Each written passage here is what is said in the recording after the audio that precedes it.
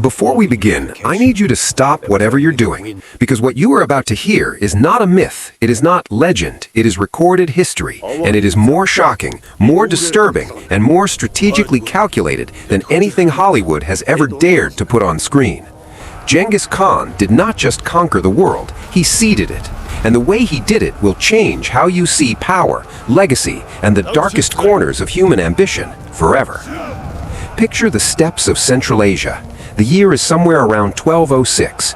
Dust rises over 10,000 galloping horses. The ground trembles. Warriors in black armor, faces hardened by wind and blood, ride without mercy toward cities that will never exist again. Walls collapse, empires fall, and at the center of it all, one man, eyes like frozen rivers, sits on his horse and watches it burn. This is Temujin, the man the world will come to call Genghis Khan, the man who built the largest contiguous empire in the history of the earth and who used not only swords to hold it together. 16 million people alive on Earth today share his DNA. 16 million. Researchers discovered this in a landmark genetic study, and the number stopped the scientific world cold. How does one man leave a biological mark that large on an entire planet? The answer is not romantic. It is not tender. It is brutal, deliberate, and rooted in a philosophy of power so total, so absolute, that even his sexual practices were instruments of conquest. Stay with me, because by the end of this, you will understand that Genghis Khan's bedroom was as much a battlefield as the plains of Persia. Now, let us go back to the beginning. Long before Genghis Khan became the most feared name on earth, he was a boy named Temujin, born around 1162 on the banks of the Anan River in what is now northern Mongolia. He was born clutching a blood clot in his fist, a sign, the Mongols said, that he was destined to be a great warrior. His father, Yasuge, was a minor clan chief. His mother, Holan, was a woman of breathtaking resilience, and it is from his mother that we must begin to understand Genghis Khan's relationship with women, because it was complicated, contradictory, and absolutely central to everything he would become. When Temujin was only 9 years old, his father was poisoned by Tartar enemies. The clan abandoned his family on the steppe, left them to die in the cold with nothing, no food, no protection, no future. Holan raised her children on roots, berries, and sheer will. She taught Temujin to survive. She taught him that the world was divided into those who take and those who are taken from. He chose, early and forever, to be the one who takes. At 16, he was kidnapped. At roughly the same age, his young bride, Börte, who had been promised to him in childhood, was stolen by a rival tribe called the Merkits. This was not uncommon in the culture of the Mongolian steppe, where bride kidnapping was both a practice and a weapon. But for Temujin, it was personal, it was humiliation, it was war. He gathered allies, including his blood brother Jamuka and a powerful leader named Togrul, and he rode to get her back. He destroyed the Merkits, he reclaimed Börte. But here is where history takes its first uncomfortable turn, one that would echo through every sexual and political decision Genghis Khan would ever make. When Börte was returned to him, she was pregnant, and neither she nor Temujin could say with certainty who the father was. The child, a boy named Jochi, was raised as Temujin's son. He was loved in the complicated way that Genghis Khan loved anything, but the question of his parentage haunted the empire for decades and would eventually tear the royal bloodline apart. This moment, the uncertain paternity of Jochi, tells us something profound about how Genghis Khan processed vulnerability. He did not hide from it, he weaponized it. He turned his own pain into policy. Because from this point forward, Temujin, the man becoming Genghis Khan, began to build a world where no one would ever again be able to steal from him, not territory, not loyalty, and not women. Now, to understand what comes next, you have to understand the world Genghis Khan was born into. The Mongolian steppe was not a civilization in the way that Persia or China or Rome was a civilization. It was a network of nomadic tribes, constantly at war with each other, bound by bloodlines, shifting alliances, and a brutal code of survival. Women in this world occupied a paradoxical position. They were property, traded, stolen, inherited, but the strongest among them wielded enormous influence within their clans. Genghis Khan grew up watching both realities simultaneously. and he internalized both. When he finally unified the Mongol tribes in 1206 and was declared Genghis Khan, universal ruler, one of his first acts was to codify law through what became known as the Yasa.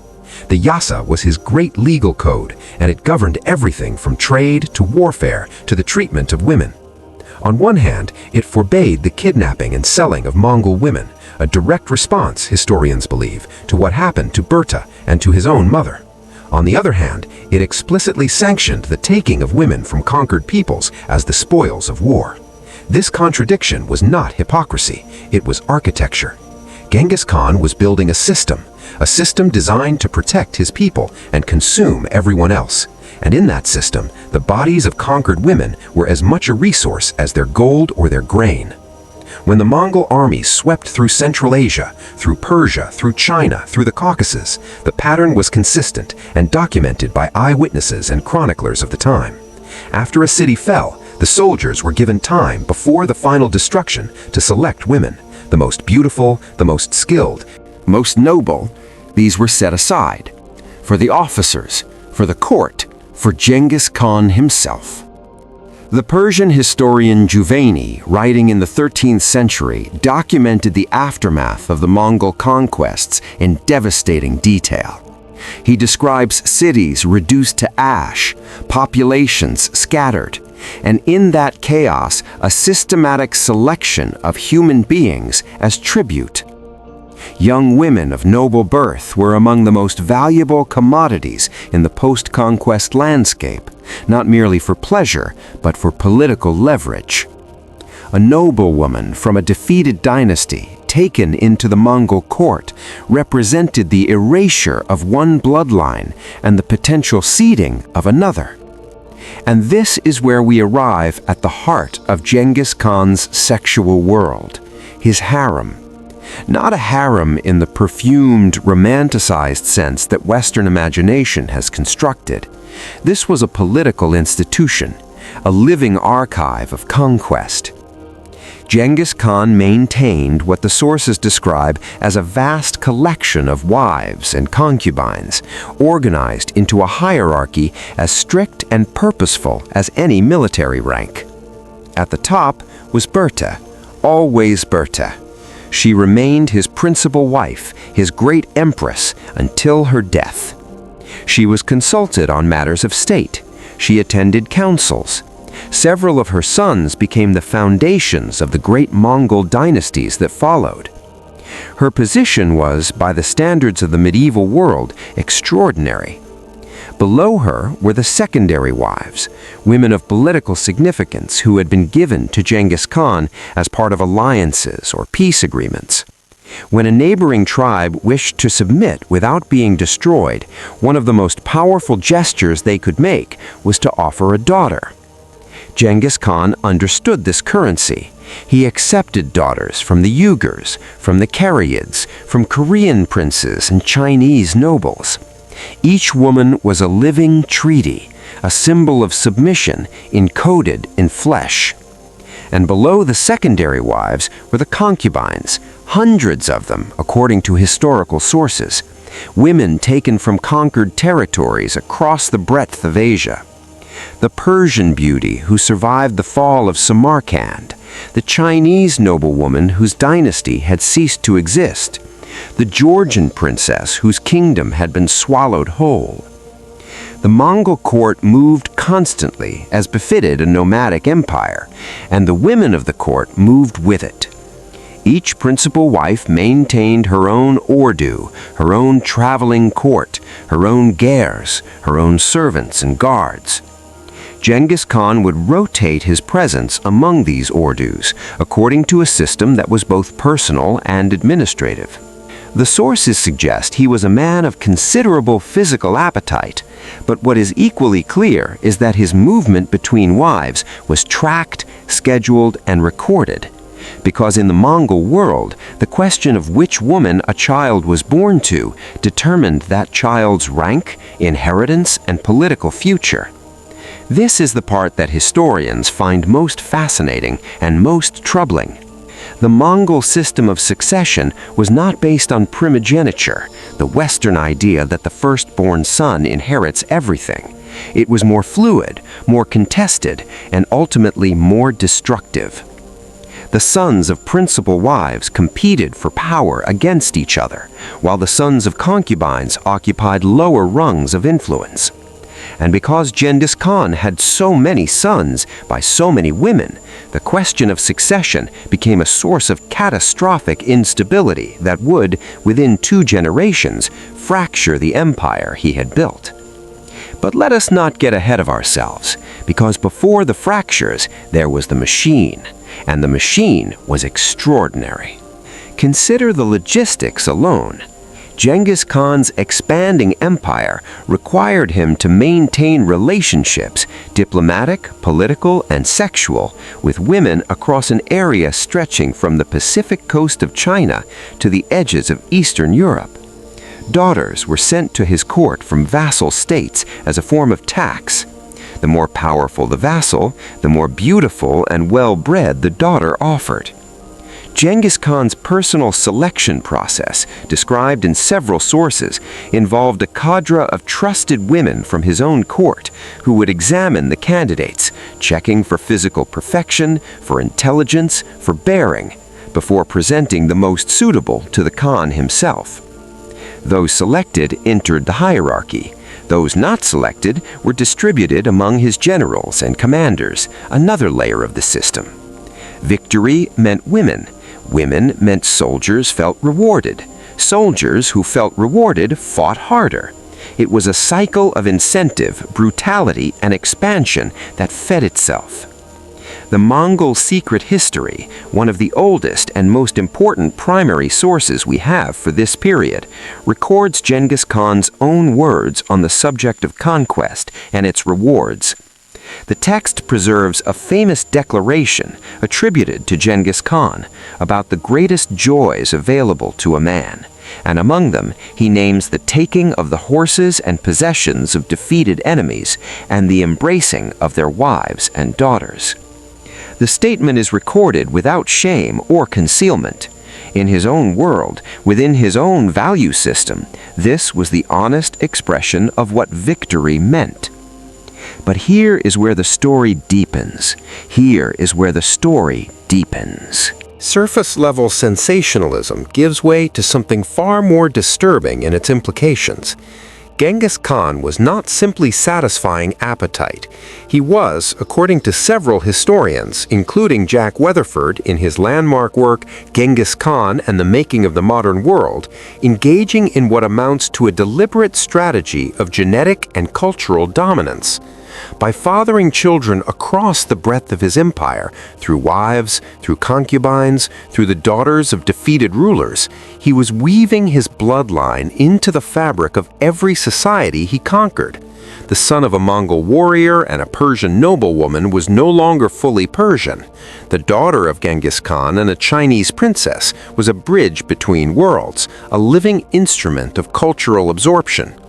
This was empire building at the biological level, and it worked. The 16 million people alive today who carry his Y chromosome are the proof. Now pause here for a moment, because what we are describing, the systematic sexual exploitation of conquered women, cannot be discussed only in terms of strategy without acknowledging its human cost. The chronicles left by the victims of Mongol conquest are among the most harrowing documents in the historical record. The Persian poet Attar of Nishapur died in the sack of that city. The libraries of Baghdad, the great repositories of Islamic knowledge, were thrown into the Tigris River during the Mongol destruction of 1258, turning the water black with ink. And the women of those cities who survived, who were selected, cataloged, and absorbed into the Mongol system, left almost no record of their own voices. They are present in the genetic data. They are absent from the narrative. This silence is itself a historical fact that must be named. And yet, the complexity does not end there, because Genghis Khan's relationship with women was never simply predatory in the one-dimensional sense. Börte's influence over his decisions is documented repeatedly. His mother, Hoylun, maintained her own power base within the empire until her death. His daughters, and this is perhaps the most extraordinary dimension of his personal life, his daughters were among the most powerful political actors in the medieval world.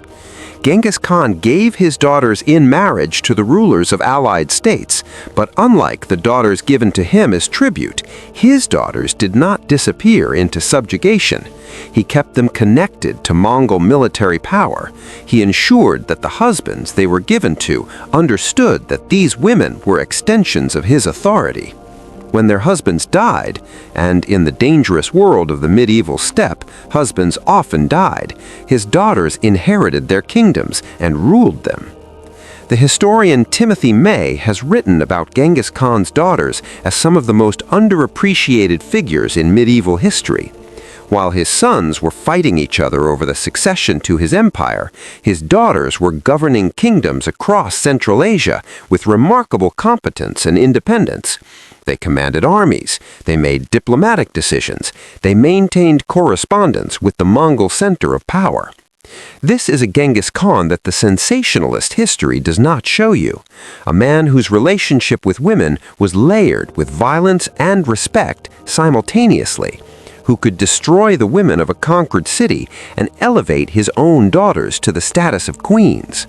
That contradiction is not comfortable, but it is real and it is historical. We are now approaching the moment where the personal becomes truly dynastic, where Genghis Khan's sexual world begins to generate consequences that will outlast his own life by centuries. By the time he was in his 50s, Genghis Khan had fathered children beyond any reliable count. The sons of Börte, Jochi, Chagatai, Ogadai, and Tolui were the pillars of the succession. But the sons of other wives, the sons of concubines, the acknowledged and the unacknowledged, formed a constellation of claimants, loyalists, and rivals that surrounded the center of power like a storm waiting to break. The question of Jochi haunted everything. Chagatai, the second son of Börte, despised Jochi openly, called him illegitimate in public before their father on multiple occasions. Genghis Khan reportedly intervened with fury each time, refusing to allow the question to be settled in anyone's favor. Jochi remained his son, but Jochi also remained shadowed. And when Jochi died, just months before his father, under circumstances that have never been fully explained, the wound in the royal family did not heal, it widened. This is the hidden cost of Genghis Khan's sexual world. The empire he built through conquest, strategy, and biological proliferation was also being slowly undermined by the very abundance he had created. Too many sons, too many claims, too many competing mothers whispering into the ears of their children about their right to power. Within 50 years of his death in 1227, the Mongol Empire had fractured into 4 major successor states: the Yuan dynasty in China, the Ilkhanate in Persia, the Chagatai Khanate in Central Asia, and the Golden Horde in the West. Each increasingly at war with the others. The empire built by one man's absolute will was torn apart by the descendants that will had generated. And yet, those 16 million people, the DNA does not lie. Genghis Khan's sexual legacy is not a footnote to his military legacy. It is inseparable from it. The same drive for total dominance that sent his armies across continents animated every dimension of his personal life. He did not experience power as something that could be compartmentalized. Territory, resources, loyalty, bloodline, these were all the same thing to him, all facets of the same absolute claim on the world. To understand Genghis Khan fully, you cannot look only at the maps of his conquests, those vast swaths of red ink spreading across the pages of history books. You have to look at the genetic maps too, at the invisible empire he left inside the human population of the earth. at the 16 million living people who carry, without knowing it, the biological signature of the most powerful individual who ever lived. That empire has no borders. It has no capital. It cannot be sacked or burned. It exists inside human beings, passed from parent to child across 8 centuries, and it will continue to exist long after the last stone of Karakoram has turned to dust. This is the true scale of Genghis Khan, not the cities he destroyed, the lives he created, and the terrifying, calculated, historically documented machinery through which he created them. The empire was fractured, but the story was not over. Because what most people do not know, what the textbooks leave out, and the documentaries skip past, is that the sexual politics of Genghis Khan did not die with him in 1227.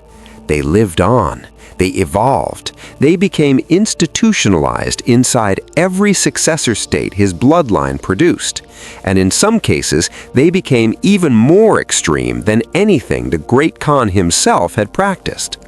To understand how, we need to go deeper into the structure of the Mongol court, specifically into a practice that historians have called one of the most psychologically calculated aspects of Mongol rule. When a great Khan died, his wives, his concubines, and all the women of his personal household did not simply disperse, they were inherited. The new Khan, whether a son, a brother, or a designated successor, absorbed the previous ruler's entire female court as a symbol of unbroken continuity of power. To inherit the women was to inherit the authority. It was a statement written not in ink, but in human lives that said, nothing has changed, the power has not broken, it has merely moved. This practice was not unique to the Mongols. Echoes of it appear in various ancient cultures, but the Mongols institutionalized it with a precision that was distinctly their own. The Mongol secret history and later Persian chronicles both record the transition of female courts between rulers as a matter of administrative procedure, handled with the same careful documentation as the transfer of herds or treasury goods. These women were not asked, they were transferred, and the new ruler who received them gained not just their company, but their political connections, their knowledge of court secrets, their relationships with powerful families. In absorbing a dead Khan's women, a new ruler absorbed his intelligence network. This is power operating at a frequency most of us are not trained to recognize, and Genghis Khan designed it that way. Now consider what this meant for the women themselves. For the concubines taken from conquered territories, the Persian noblewomen, the Chinese princesses, the Georgian queens, this system meant that their fate was never truly settled. They did not belong to one man, they belonged to the institution of the Khanate itself. A woman who had spent years navigating the politics of one ruler's court could find herself, overnight, transferred to the court of his successor, a man she had never met, surrounded by different factions, different loyalties, different dangers.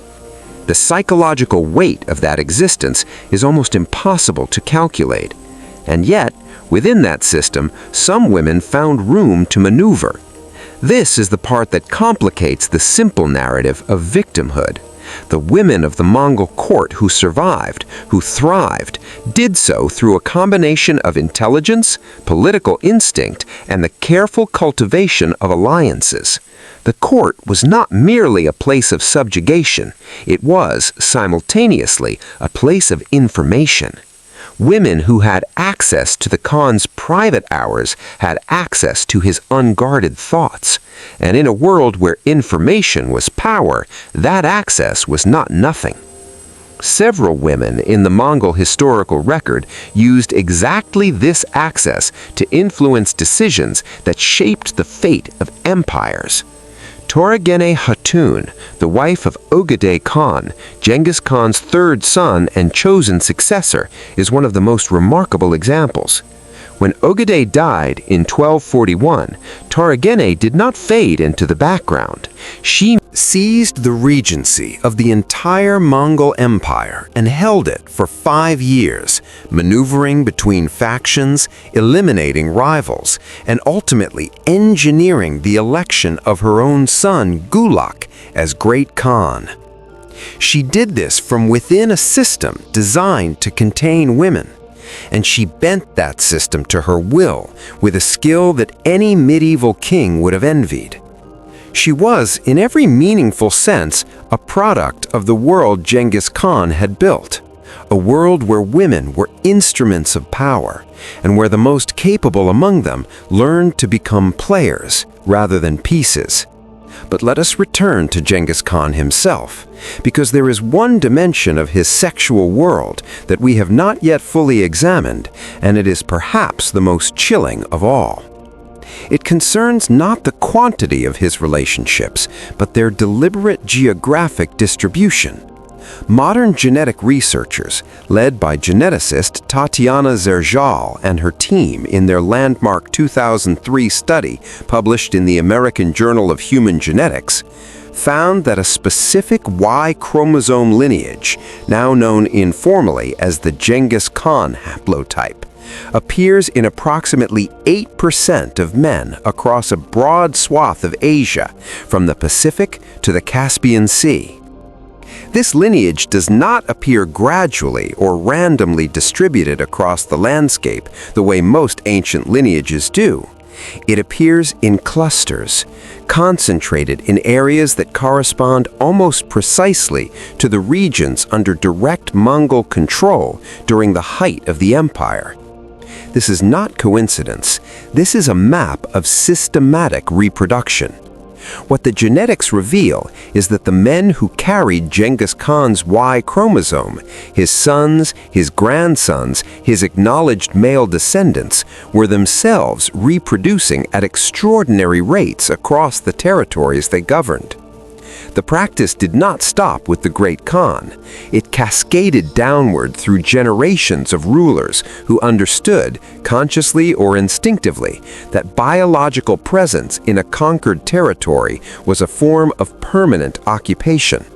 Kublai Khan, Genghis Khan's grandson and the founder of the Yuan dynasty in China, maintained a harem purportedly numbering in the thousands. He instituted a formal system of recruitment in which local governors across his empire were required to identify the most beautiful young women in their territories and submit them for evaluation. Those selected were brought to the capital, examined by court officials for physical qualities specified in official criteria, and the finest among them were presented to the Khan. This was not spontaneous desire.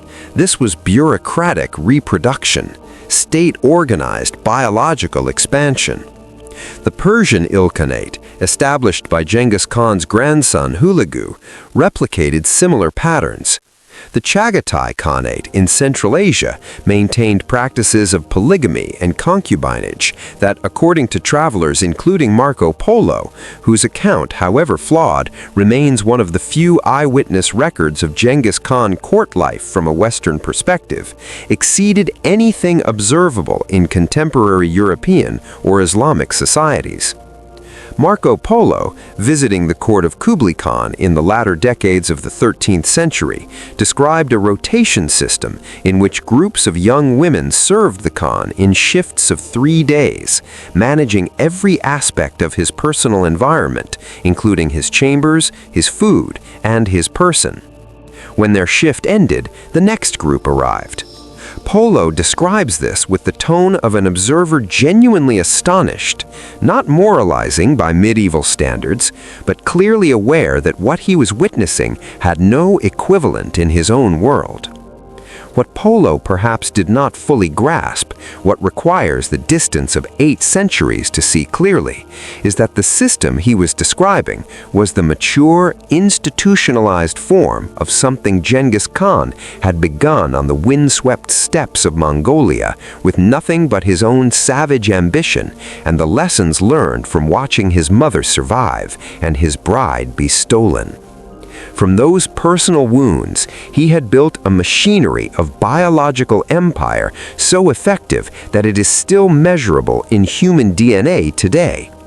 And he had done it with the same systematic genius he applied to everything, to military tactics, to trade routes, to religious tolerance, to postal infrastructure.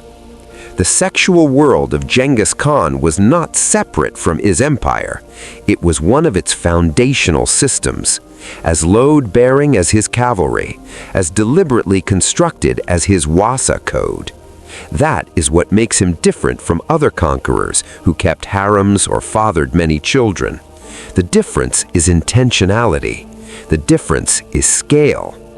The difference is that Genghis Khan understood something that most rulers before or since have not, that the most permanent form of conquest is not territorial. Territories change hands, walls fall, dynasties end, but genetics persist. Biology persists. If you seed your bloodline deeply enough into a population, no future conqueror can remove it.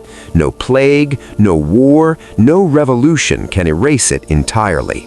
It becomes part of the human record itself. This is his true monument. Not the ruins of Karakoram, not the faded borders of the empire on an old map. 16 million living people, spread across the breadth of Asia, carrying in the evidence of one man's absolute and terrifying will to persist. History does not forget Genghis Khan. It cannot. He made certain of that, not only with fire and sword, but with something far more enduring. He wrote himself into the human species, and that, perhaps, is the most chilling conquest of all.